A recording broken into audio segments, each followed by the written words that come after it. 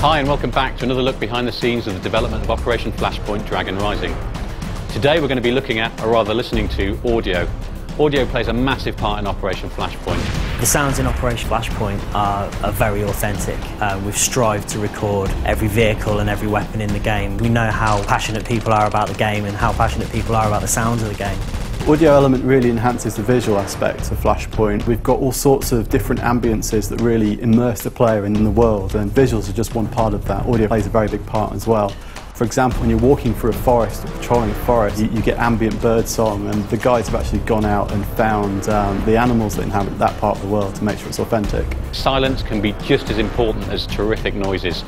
As you're moving through forests, you hear the audio, you hear the crack of twigs, etc. But as well as that, some of the vehicles that we have, you can even identify what they are just from the sound that they're making.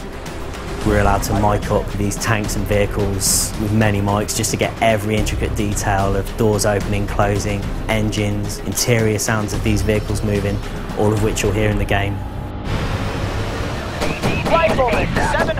We use audio as a tool in Flashpoint. It lets you know that you're under fire. It lets you know where the fire's coming from. Audio plays a vital role within every mission in Operation Flashpoint. It's really important to dictate the mood of what's going on, whether you're hearing very long distance gunfire and combat to know where particularly large engagements happening, or whether you're using it to cue in where the enemy are located for spec ops missions. Artillery is one area where the audio really helps the visual aspect of the game. When artillery shells land across the valley, you actually get the sound delay. So you'll see the flash, you'll see the explosion, and then we model the speed of sound, so the actual shockwave and shake as the bass kind of hits you from the explosion.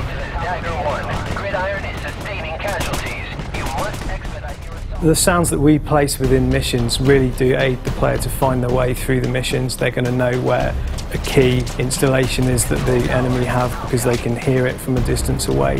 They're going to know where quiet areas are away from forces because they can hear crickets chirping. In Flashpoint we use audio to really enhance the immersion the player gets from being in certain situations. So when they enter a building, gunshots feel louder, explosions sound more muffled if they're happening outside.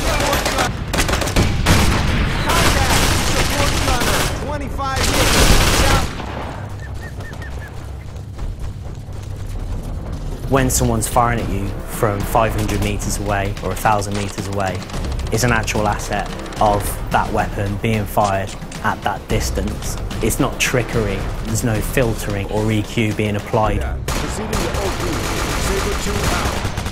We went to the Marines Production Assistance Office specifically to make sure that what we had matched Marine procedures and Marine conduct, so that we had a very genuine feel of how Marines actually talk. We have different stress states for your squad speech. So, for example, if you're under fire, your squad will use a loud, clear voice to project their orders. If you're in the stealth mode, your guys will be whispering, and it'll be a forced whisper.